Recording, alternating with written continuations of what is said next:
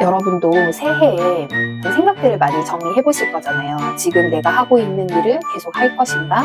그리고 내가 25년에는 새로 시작하고자 하는 일이 있는데 이것들이 나에게 잘 맞을 것인가? 이런 고민들을 좀 하실 텐데 내린 결론은 바로 이거예요. 안녕하세요. 채널 슈비의 슈비입니다. 오늘의 주제는 복직을 앞두고 계신 엄마들, 그리고 이직을 고민 중인 엄마들, 그리고 지금 어떤 새로운 일을 시작해 보려고 하시는 분들, 그리고 어떤 일을 하고 있는데 사이드 프로젝트를 고민하고 계신 엄마들이 계시다면 오늘의 제 영상이 조금은 도움이 될 것 같아서 오늘의 주제 준비해 보았어요. 제가 1년 반 정도 전에 인플루언서 분들의 강의를 듣게 되었는데 그분들은 회사도 잘 다니는 직장인이면서 그런 사이드 프로젝트로 이제 성공을 하신 분들의 강의였어요. 그 강의에서 그분들이 어떻게 이렇게 사이드 프로젝트를 했고 이렇게 성공을 했고 저를 따라 하시면 이렇게 하실 수 있습니다 라는 걸 이제 보여주는 내용이었거든요.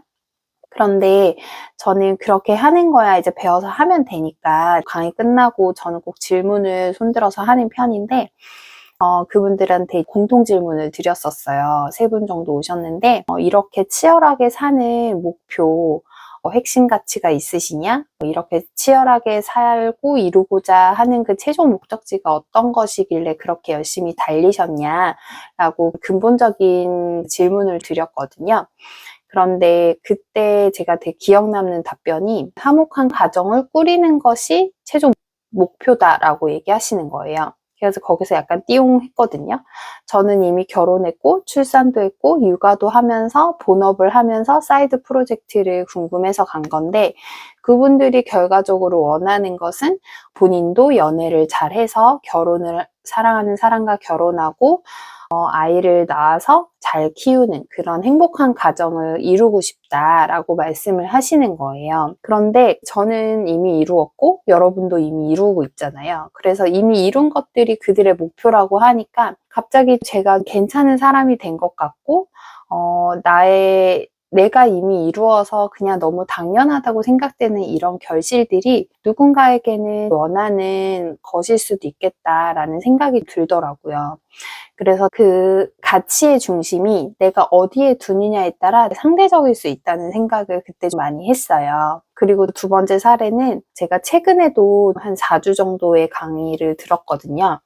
그 내용은 제가 평소에 부동산에도 관심이 많고 부가적으로 어떤 부를 창출하는 것에 대해서 제가 관심이 많기 때문에 그런 별도로 할 수 있는 어떤 사업 분야의 확장성 부분에 대해서 배우고 싶었어서 지금 제 상황의 여건에 맞는 다른 사업체를 운영하는 업종을 알아보고 그리고 그 업종을 펼치는 필드가 필요하니까 그런 상권을 분석하고 또 그런 것들을 하기 위해서 어떤 부분을 내가 주요하게 알면서 상담을 받아야 되고 그리고 이것을 사업화했을 때 그게 수익성이 얼마나 되는지 정말 내가 도전해도 되는지 수익성을 분석하는 수업을 들었어요.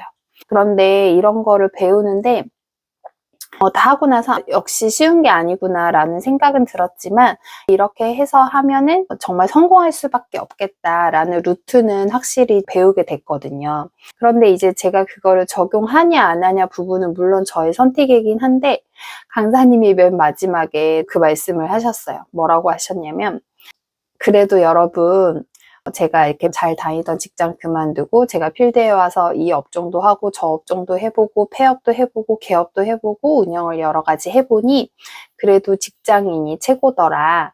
웬만하면 그만두지 마시고 그만둬야 되는 상황이면 이런 걸 차근히 준비해서 하시면 되지만 직장인이 최고이니 버티셔라 이렇게 말씀을 하시는 거예요. 그 부분도 조금은 허무했어요. 저는 계속 다른 걸 알아보는데 계속 저한테 지금 있는 게 최선이다라고 말은 해주시니까 어떻게 보면 또 안주하게 되는 말이기도 하지만 또 어떤 부분에서는 지금의 현실에는 가장 적절한 조언이었다고 생각은 했어요. 그리고 제가 최근에 또 읽은 책 중에 자기만의 트랙이라는 김나희 커리어 엑셀러레이터 작가님의 책을 읽게 되었거든요. 이 책을 읽으면서 제가 평소에 직장에 대해서 가지고 있는 생각들을 정말 하나하나 잘 풀어놓으셔가지고 정말 무릎을 치면서 읽었는데 이런 것도 업으로 할 수 있구나라는 생각이 좀 들더라고요.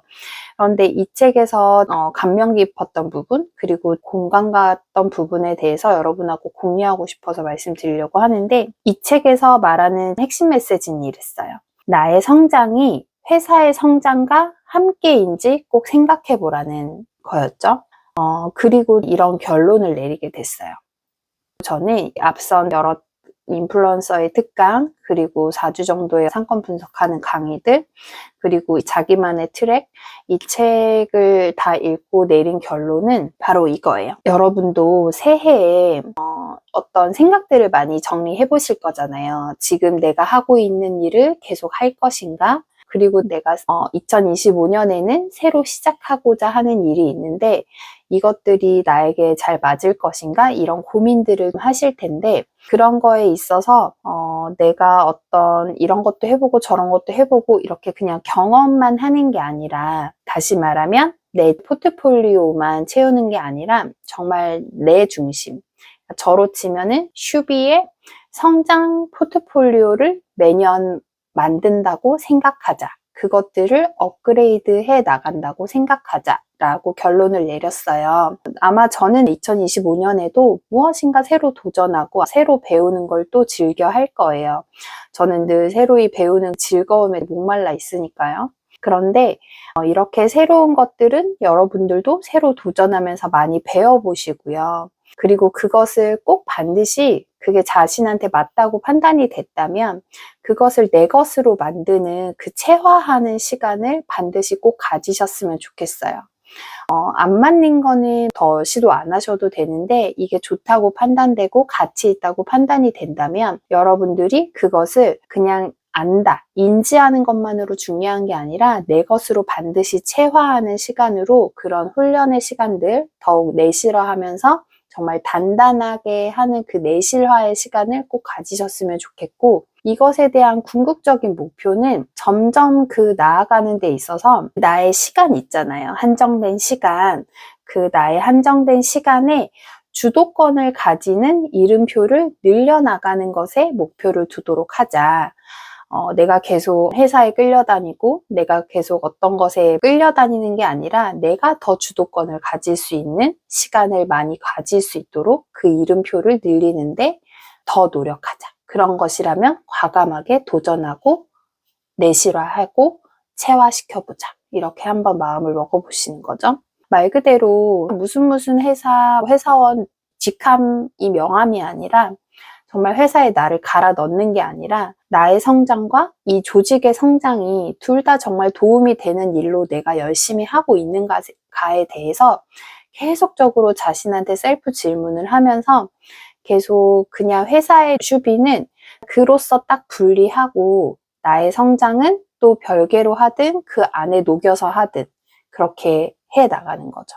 그렇게 나의 성장 포인트를 회사에서도 펼치고 그리고 바깥에서도 펼치고 그렇게 성장할 수 있는 부분인지 성장해 나가는 과정인지를 계속 질문하면서 나아가면 여러분도 2025년은 여러분의 성장 포트폴리오가 잘 만들어지는지를 계속 셀프 점검하면서 계획을 세워보시고 새로운 것도 도전해보시고 내실화해보시고 단단하게 해보시고 체화시켜보시는 시간이 되셨으면 좋겠어요. 그래서 궁극적으로 새로 알아보는 것에 대해서 너무 두려워하지 마시고 즐겁고 재미있고 신나게 여러분들이 좀 더 잘하고 좋아할 수 있는 일을 계속 꾸준히 고민하는 시간 그리고 그걸 찾으셨다면 그것을 정말 내 것으로 만드는 시간이 2025년에는 꼭 펼쳐지셨으면 좋겠습니다. 오늘의 영상도 봐주셔서 감사합니다. 여러분, 기나긴 겨울방학 엄마로서 더 바빠지고 신경 쓸 일 너무 많잖아요. 그런데 우리 엄마를 돌보는 시간 필요하다고 생각하지 않으신가요? 바쁜 일상이시겠지만 짧게나마 책 읽는 시간도 가지시고 생각하는 시간 그리고 오히려 그 시간을 에너지를 충전하는 시간 스트레스를 해소하는 시간으로 생각해 보시면 좋을 것 같아요. 슈비 책방 문 열어놓고 기다리겠습니다.